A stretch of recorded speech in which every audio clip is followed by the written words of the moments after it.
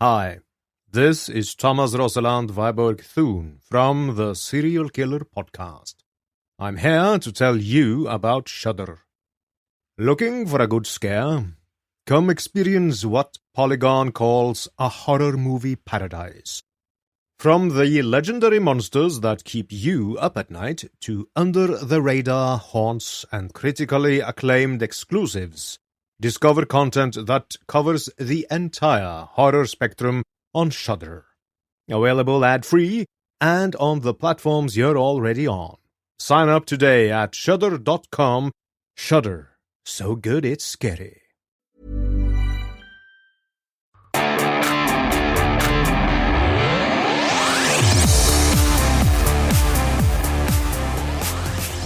Hey Eagles fans, this is Mike Kaye from NJ Advanced Media, and welcome to the No Huddle Show podcast, where we discuss anything and everything Philadelphia Eagles.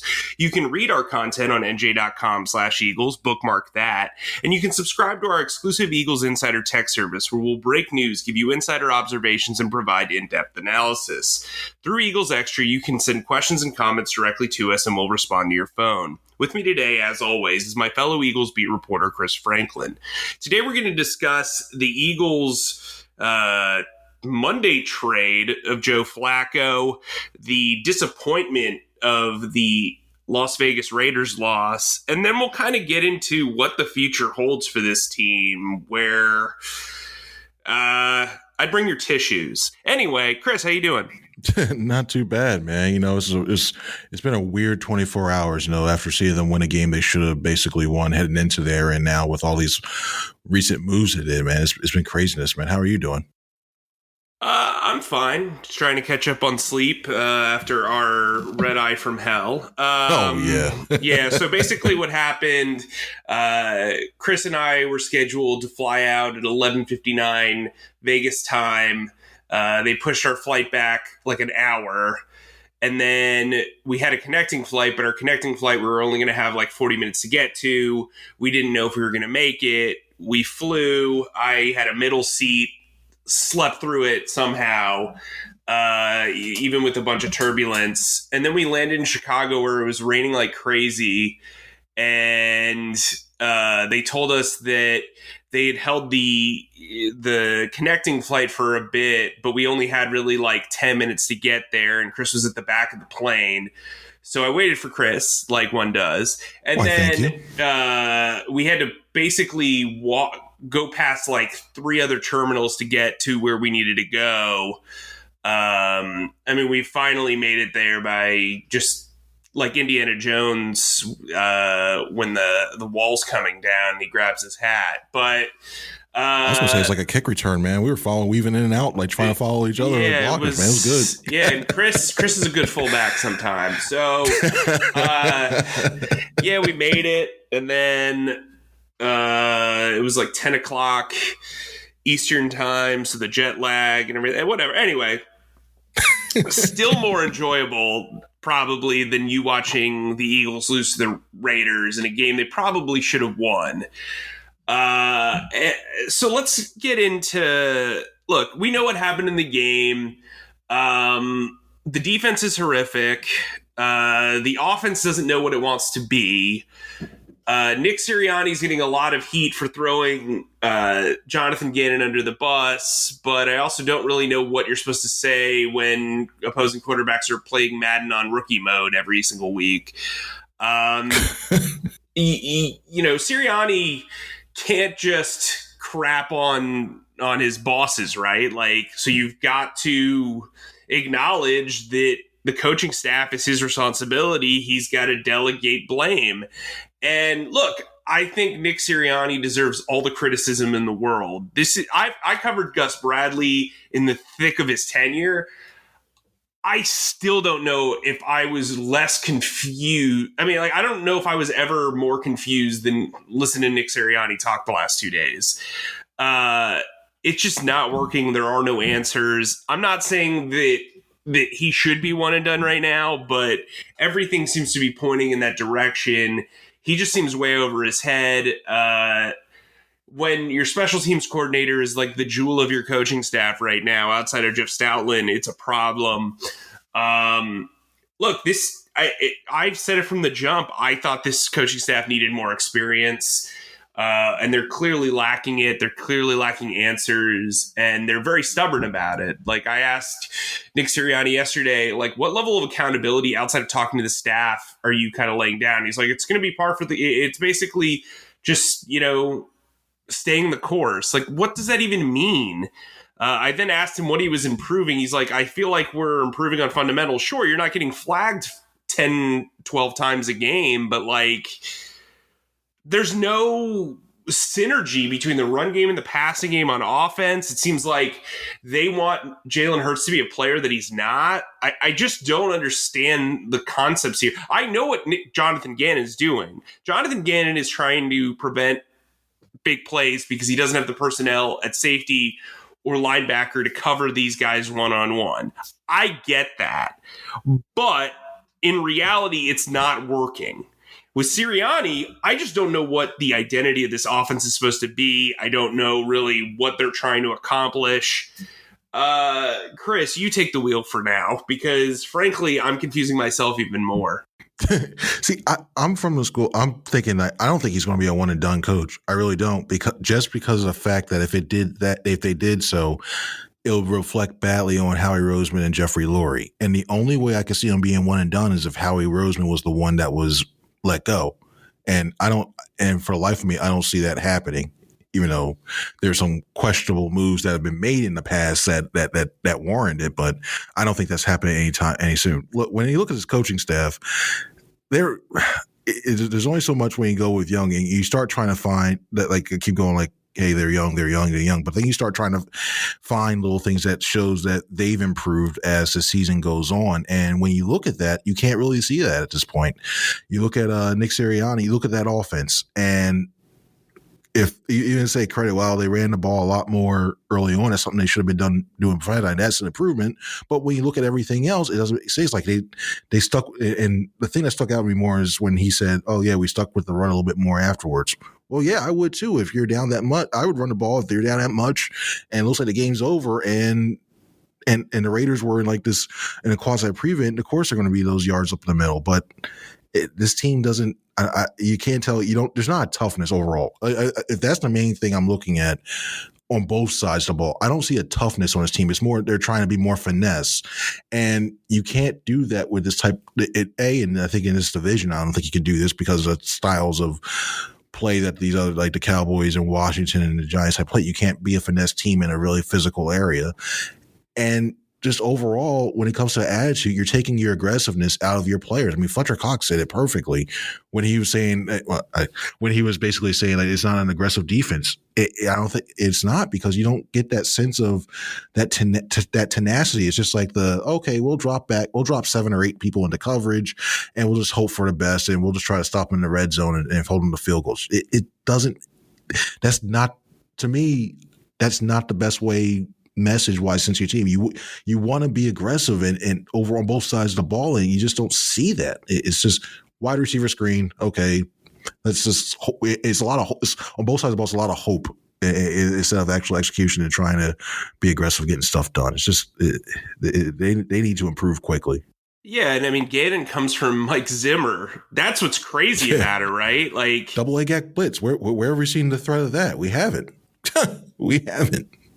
Yeah, crazy. I mean, I just don't get it. I think I just kind of think this is a team that doesn't have an identity, but like they're soft as ice cream. I think you're right. And that's weird because there are guys that have been around for the nitty gritty of like Jason Kelce and Lane Johnson and Fletcher Cox and so on and so forth. And I just think, look, the linebackers are catching a lot of heat, and they are not that talented from an NFL standard, but they're somehow playing worse than their talent level. That's what's concerning about on defense, is that like this team is not playing to its talent level, which is a low bar. And look, I talked to several people within the league. They all talked about Jonathan Gannon being like the next big thing of defense. And so far, he has had no answers, even for this, problem with personnel. It's kind of ridiculous. I'm really looking forward to hearing what he has to say on Tuesday. But from a Sirianni standpoint, there's nothing that I see from the Frank Reich tree. There's nothing that I really see from Mike McCoy either. This is just like kind of Screen City, like you said. There's some flood routes. There's some flood concepts. There's some dagger concepts. But like everybody has those. So this team's a mess. I don't really know what the optimistic approach is here, other than the fact that the Eagles, if the season ended today, would own the 2nd, the 6th, and the 13th overall picks. So hang your hat on that. But then again, Howie Roseman's roster is not very talented because he has not made very good draft choices throughout his return tenure. So I don't know if you can really feel optimistic about that either. Let's get into this Joe Flacco trade, because the one thing that Howie Roseman is really good at is winning trades on paper.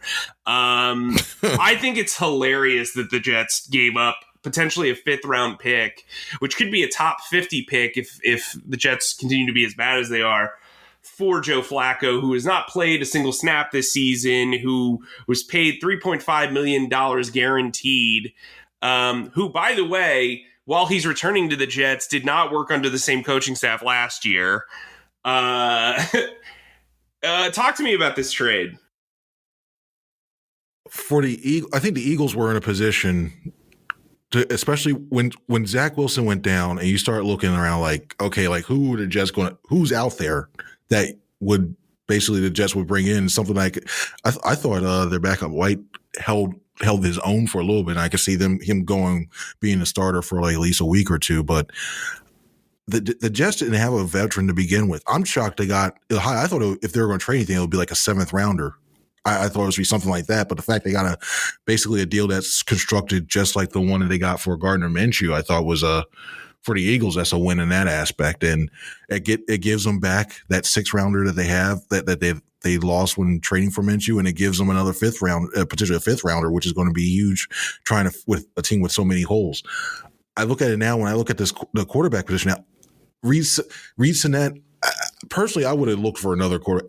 I know he played well when he was at the University of San Diego. He racked up a lot of yards. He was the FCS's level comparison of like winning like he's the Offensive Player of the Year, and he was mentioned as like the Walter Payton Award winner, which is like the Heisman at that level.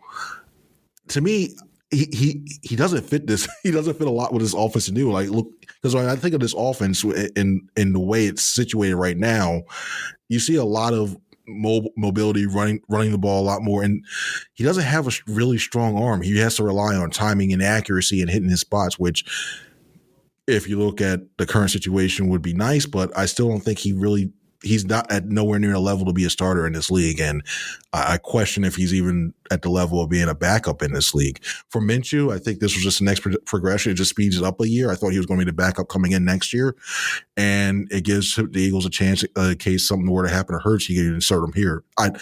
Personally, I don't think he's going to be the starter. I mean, Sirianni said as much yesterday that he's sticking by Jalen Hurts, and I was curious to see what he said. Look, he's ready to go. He stopped himself when he started saying Joe's starter as long, and he just stopped. I was like, okay, what was he going to say? But the talk of Garner Minshew being the quarterback. I mean, I know he's got the mullet, the mustache, which is the glorious mustache, is nice. But other than that, I don't see him long term being a starter. His career, even though he had Jacksonville, he had a lot of weapons around him. He just wasn't able to convert that well and have much success down there with that.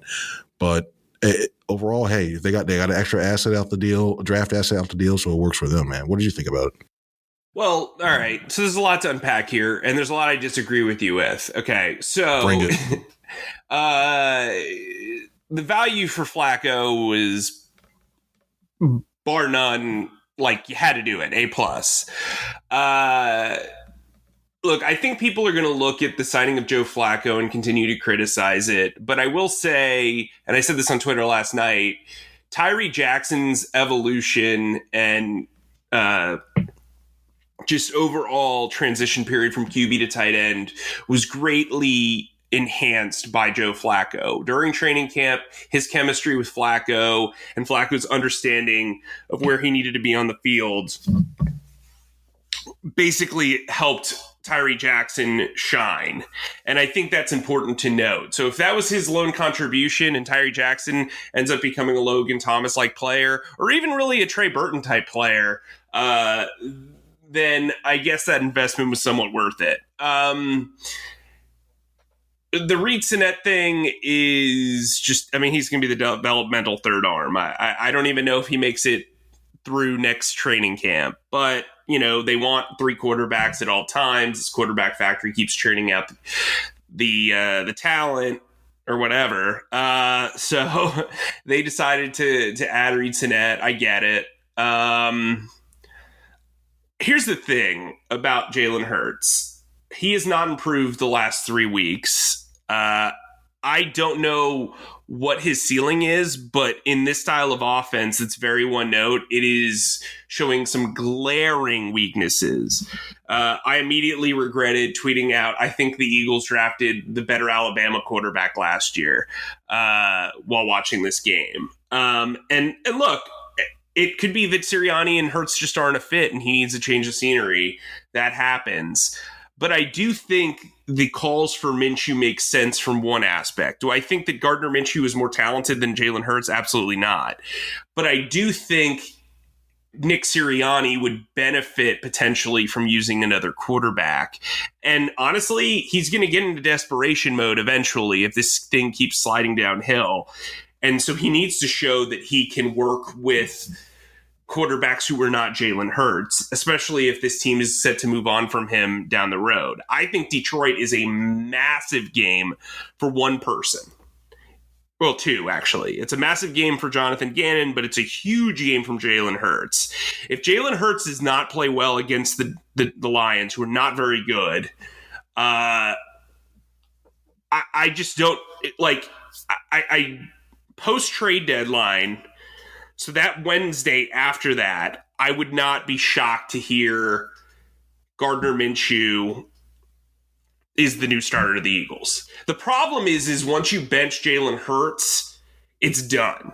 Like, there's no, like, rosy, hey, we're selling contention. We're going to turn this thing around, blah, blah, blah, blah, blah. You can't bench a 23-year-old captain and say, hey, the future is bright, right? So, in that instance, I get it. I know Nick Sirianni said that he has full confidence in Jalen Hurts, but I also don't think it's far-fetched to say, look, there's another guy who has experience, who isn't going to turn the ball over. Sure, he's not terrific, but maybe he's a better fit for this offense than Jalen Hurts is.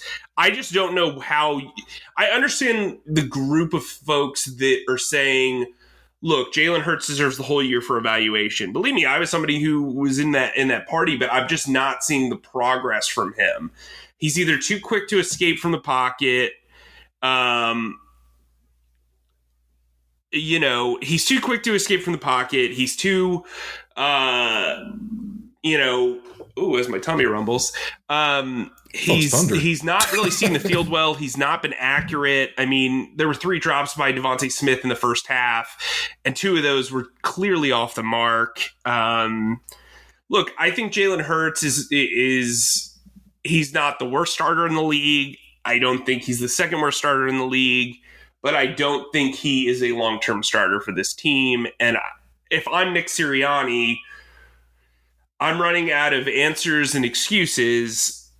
I need to look in different avenues to show that, look, I can call at least a competent offense. What do you say to that, Chris? Well, I'll say this: if you lose to Detroit Lions, even changing that one, you think you're not even going to the playoffs. Anybody who loses to Detroit Lions should be talking playoffs. I don't think this team should have been talking playoffs to begin with, because this is not a playoff. Even heading to the season, didn't see this as a playoff team. It's all as more as a transition, develop what you can. And I think that just sends a bad message overall. If you're going to yank Hurts out after, which will be 8 games, I think when it comes to, it shows a bad thing of you're not. I think I want to see Sirianni that you're not able to develop quarterbacks yourself.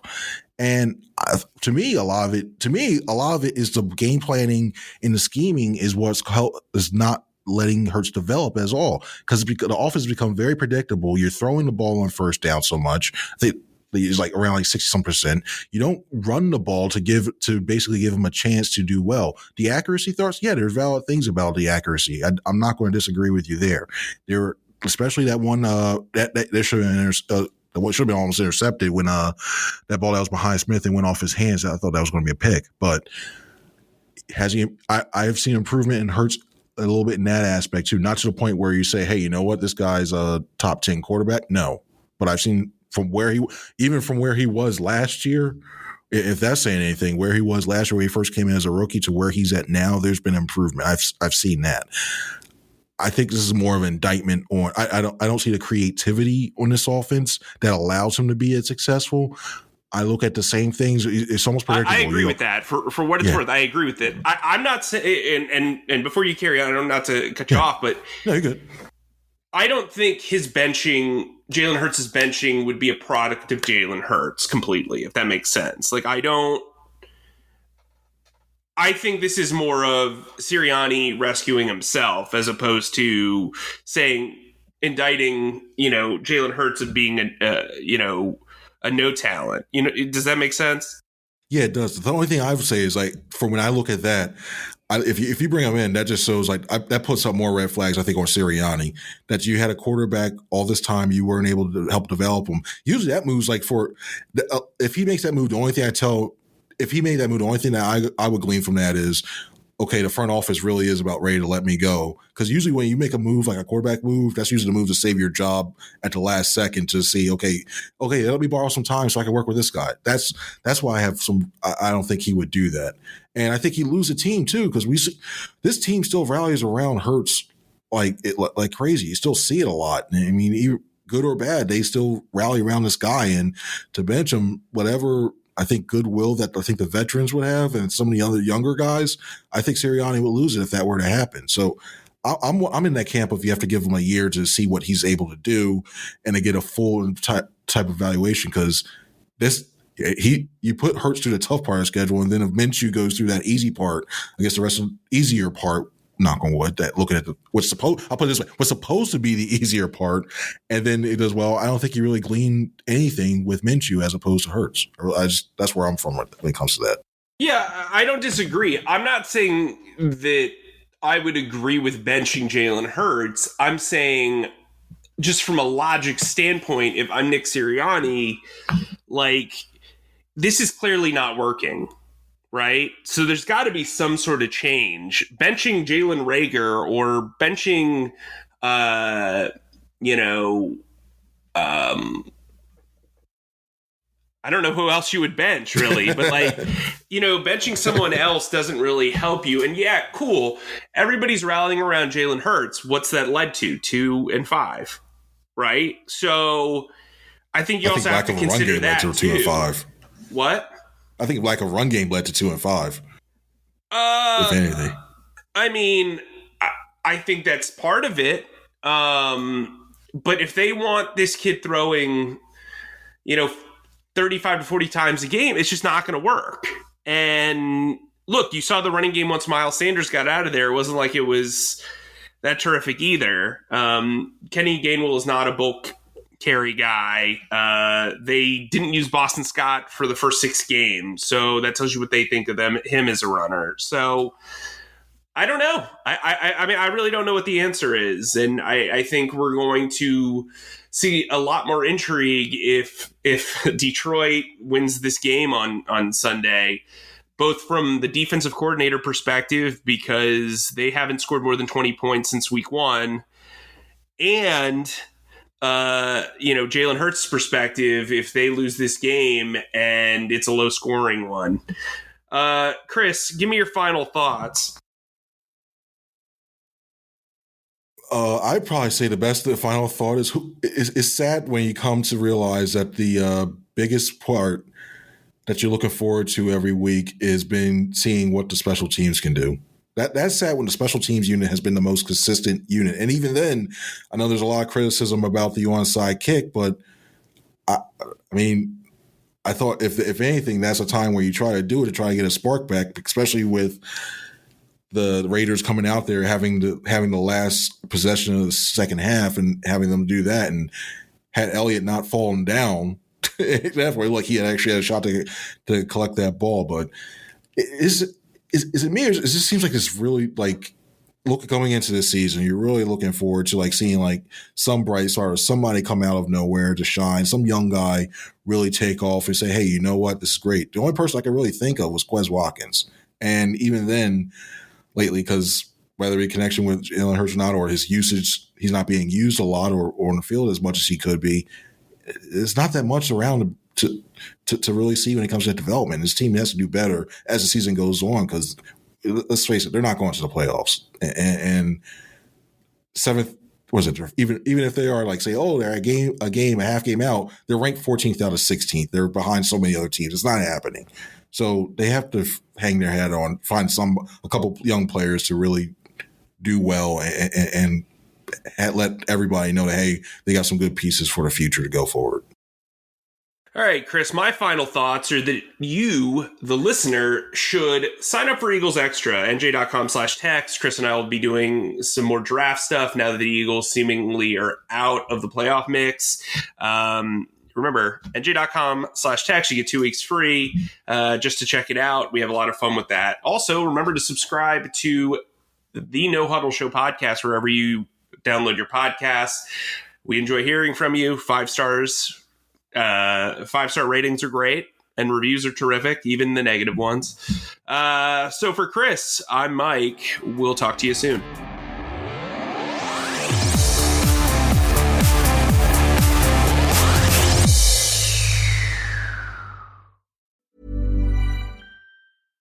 Whether you're starting your first business or you're already up and running, Bank of America offers the support you need to forge ahead with confidence. This month, we're celebrating those women small business owners who've put their faith in us to help them take the next step. Their passion, knowledge, and drive, combined with our mentoring programs and community partnerships, is the spirit of small business in action. Learn how you can move ahead with confidence at bankofamerica.com/SBWomen. Bank of America. What would you like the power to do? In the lead up to World Audio Drama Day on October 30th, Acast is featuring our favorite fiction podcasts. Here's one we think you'll love.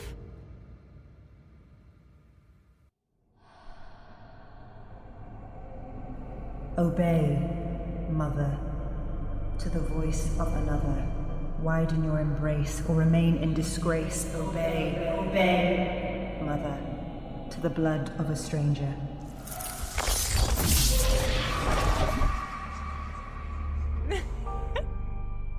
Blood magic, voodoo magic, old gods, new gods, we've got it all.